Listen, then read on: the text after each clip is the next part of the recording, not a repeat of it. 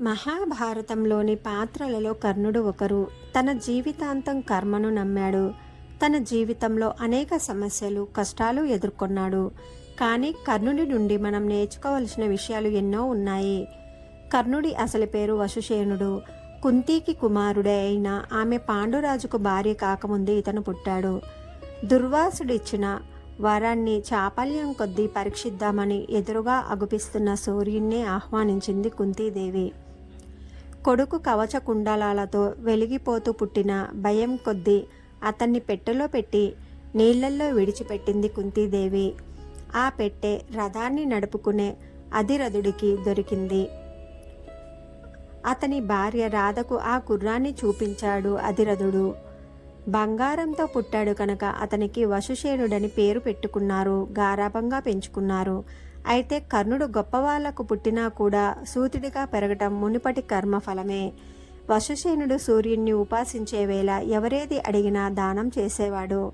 అర్జునుని కోసం ఇంద్రుడు కర్ణుడి దగ్గరకు వచ్చి బ్రాహ్మణ వేషంలో వెళ్ళి అతని కవచకుండలాల్ని ఇమ్మని అడిగాడు. వాటిని ఒలిచి ఇచ్చాడు కనుకనే అతనికి కర్ణుడు, వైకర్తనుడు అనే పేర్లు వచ్చాయి. అయితే ఈ దానానికి బదులుగా ఒకసారికి మాత్రమే పనికి వచ్చే శక్తిని ఒకదాన్ని ప్రతిదానంగా తీసుకున్నాడు. ప్రతిదానం తీసుకుంటే ఆ దానం ఎంతటి గొప్పదైనా గొప్పతనాన్ని పోగొట్టుకుంటుంది. కర్ణుడు బ్రహ్మాస్త్రాన్ని అభ్యసించడానికి పరశురాముడి దగ్గరకు వెళ్ళాడు. బ్రహ్మాస్త్రాన్ని స్థిరంగా నిలిపి ఉంచుకోవడానికి సాధకుడు బ్రహ్మత్వాన్ని కలిగి ఉండాలి. ఇతను పరశురాముడితో బ్రాహ్మణుని అబద్ధం చెప్పి ఆ అస్త్రాన్ని నేర్చుకున్నాడు. ఒక రోజున గురువు శిష్యుడు తొడను తలగడగా చేసుకుని నిద్రపోయాడు. అప్పుడు ఇంద్రుడు ఒక పురుగు రూపంలో వచ్చి అతని తొడలో కన్నం పెట్టడం మొదలుపెట్టాడు.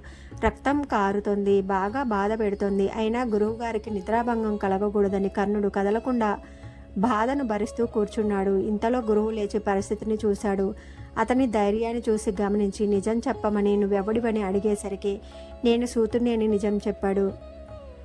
గురువైన నన్ను మోసం చేసి అస్త్రాన్ని పొందావు కనుక అవసరం వచ్చినప్పుడు అది నీకు గుర్తుకు రాదు.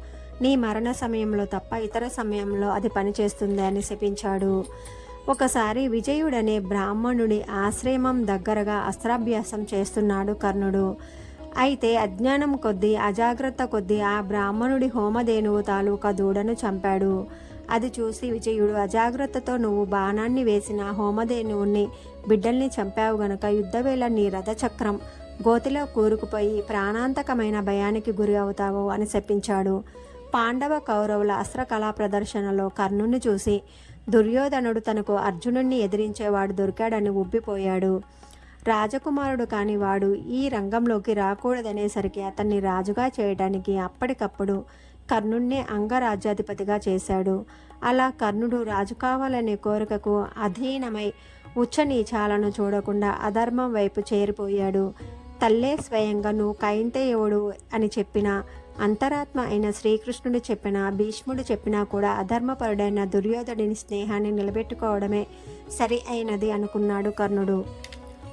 కర్ణుడు మహాశౌర్యం కలవాడే, మహాదానాలు చేసినవాడే. శౌర్యము, వీరత్వము, దానగుణము గొప్ప ధర్మాలే. కానీ ఒక ధర్మం మరొక ధర్మంతో వ్యతిరేకించేలాగా ప్రవర్తిస్తే ముందు చెప్పుకున్న ధర్మాలన్నీ వ్యర్థమైపోతాయి.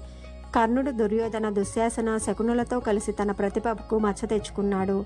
అందుకనే అతనికి గురుశాపము, బ్రాహ్మణుడి శాపము వచ్చిపడ్డాయి. కానీ తన జీవితాంతం కర్ణుడు కర్మను నమ్మాడు. తన జీవితాన్ని చాలా ధైర్యంగా ఆస్వాదించాడు. కర్ణుడు గొప్ప వీరుడు, దానవీర శూరకర్ణుడు. అయినా అతను ఎన్ని మంచి పనులు చేసినా అధర్మం వైపు నిలబడేసరికి తన ప్రతిభకు మచ్చ తెచ్చుకున్నాడు. అందుకే మనం ధర్మాన్ని కాపాడితే ఆ ధర్మం మనల్ని కాపాడుతుంది. జై శ్రీకృష్ణ.